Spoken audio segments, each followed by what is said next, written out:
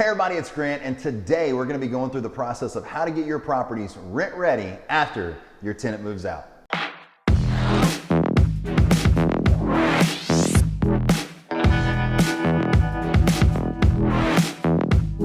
So in today's video, we're going to go over the process of how to get your properties rent ready after two tenants have just moved out. We're going to go over things as far as like what needs to be painted, why, also light bulbs and all of the other miscellaneous things that goes with being a landlord, and a few negotiation tips so that way you can get your properties on the market in a timely manner for an affordable price.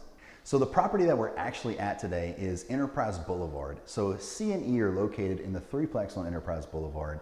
And this property is probably my favorite property I've ever built. One, it's absolutely beautiful. And two, it proves that I could do more than a duplex and be okay. This property is now going on 5 units. That is now going on 7 units.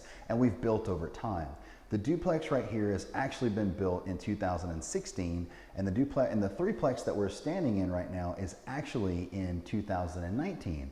And now I'm going to give you a sneak peek of the 2020 edition that we have a lot of videos coming on from the complete ground up construction on there that I don't think we see a lot on YouTube is this one right here. So this duplex, we're gonna go through all of it. I'll do videos on here if you want about what this property generates and things like that. So please comment below anything you'd like to see in future videos on Enterprise Boulevard. So on April 1st, we actually had 2 tenants move out and complete their lease. Now the next step that we always do after people move out of our apartments is we make them get all of their stuff out, and then I come in and give them an assessment to see if there's any damage. The reason I do this is because one, if they have one piece of furniture left upstairs and they bring it downstairs after you've given them their security deposit back and they nick a wall, then you're in a bind. So what I do is I also make sure there's no one here with me, because if they're here, they're always gonna try and justify the damage.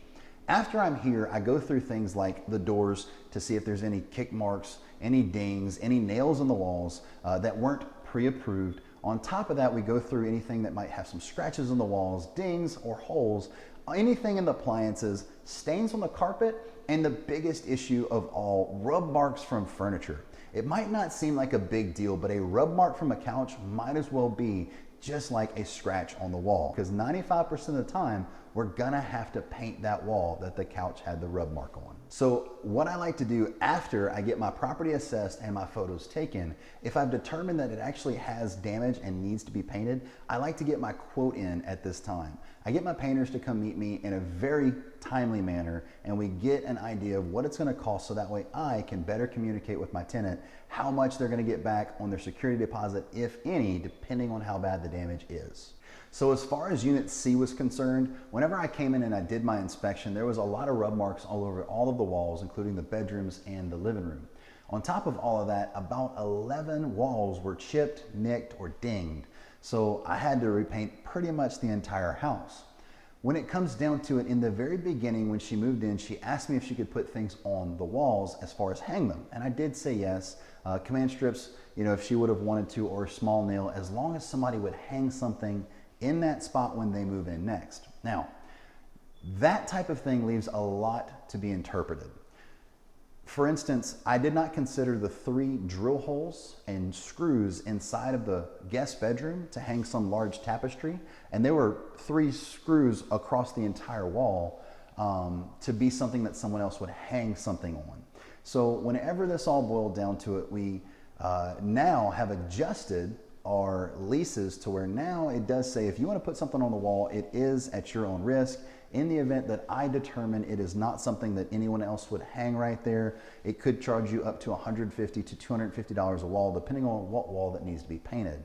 We also included command strips in this because I feel 60, 50, and 70% of the time, just kind of depends on, I don't really know what, they always leave a nick or scratch on the wall when they come off. And on top of all of that, no stick-ons or glue-ons are allowed either, because they rip the paint off the wall. So that being said, on apartment C, we had to repaint the entire apartment from the bottom floor and the top floor to make it rent ready. So as you can see, they've been doing some work. They finishing up. Go check it out. It smells new. Yeah, looks nice. So as you can see, got it all repainted. I really wish I'd have known he was here today. He had said he was gonna be, but he didn't confirm it, and I texted him earlier. I'd have loved to get him to actually painting, which would have looked really nice, but man, it looks really good. He's got his phone playing. Yeah, jamming. So, got the doors back here getting painted as well.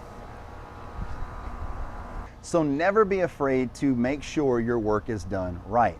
If you're gonna pay for a product or service, it needs to be done right, and your tenants will appreciate that. So as you can see, this door behind me, whenever I first got to Unit E, which is where we are right now, it was spotted. There was spots all over the door, and it was just the way probably it dried or the way it sat in the sun, but it was like that on the front and the back. Also in Unit C, speaking of doors, they painted Unit C's door gloss black, not flat black. So by painting it gloss black, it didn't match anything else in our properties. And on top of all of those issues, where the alarm is, as well as where the AC panel is, they painted like a large area around it instead of taking it off the wall and painting it the way it was supposed to be. They did come back the very next day and get it fixed, but all in all, they did a great job, but I had to get them back a few times. Do not be afraid to make them give you the product or the service that you deserve. So depending on the painter and how they're giving me a quote will determine if I shop my painter or if I will let them start immediately. So what that means to you, especially in your new, you're gonna wanna shop your quotes. You're gonna wanna make sure you look at your painter's work, because you never, ever, ever wanna use somebody that you don't know what it's gonna look like. When you get them done, it doesn't need to look like you painted it. It needs to be professional, and that's what your tenants deserve. So what this means to you is, in the event that I get my painter out here and after a little negotiation, if I feel I'm getting a fair price and I already know their quality work that I'm going to get, I will let them start that day or the next morning, depending on whatever works with their schedule. When it all boils down to it, the key to this is to get your apartments rent ready the fastest you can. So typically, in the event my apartments are available on Tuesday, I want to make sure that all my light bulbs are changed, my cleaning is done, my painting is finished, and they are back ready to get back on the market either that weekend or that Monday. Because time is money in the rental market, and you never know when someone's looking for a new apartment. So now my painter wanted to charge me $2,000 to paint Unit C.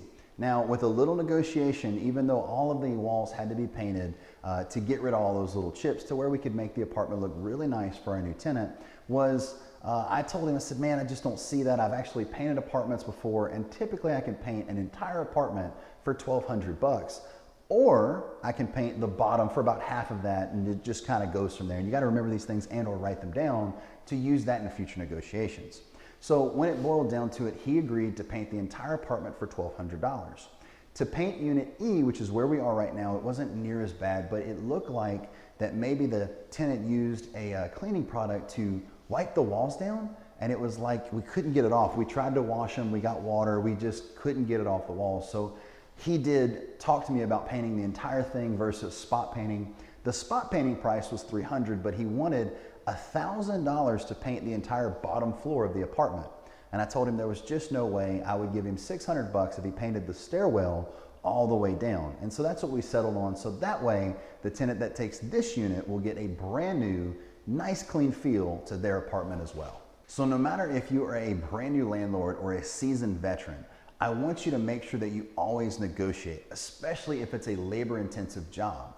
The reason that you always want to negotiate a job, no matter if it's small or if it's large, is they add up. So for instance, I saved $800 on Unit C. On Unit E, the one that we're standing in, I saved $400. So if you add those up and you divide them by 2, the average savings between these two properties was $600. Now, I have 21 properties. If you take that 600 times 21 properties, that's a savings. Every time I save that, every time I did a new lease, that's $12,600 in savings back into my pocket because of a little negotiation. Now, when you factor all of that in, you're gonna actually be able to take that $12,600 and go put it into a new property, or to go build a new property and make your real estate career go even faster. That's it for the video, guys. If you enjoy videos like this, please demolish the like button like you're buying your favorite property. Also, subscribe to our channel if you enjoy content like this, as well as hit the notification bell. It'll notify you anytime that we post. We post every Wednesday and Friday, and please comment anything you'd like to see in future videos, as well as I hope you have a fantastic afternoon, and I will see you on the next one.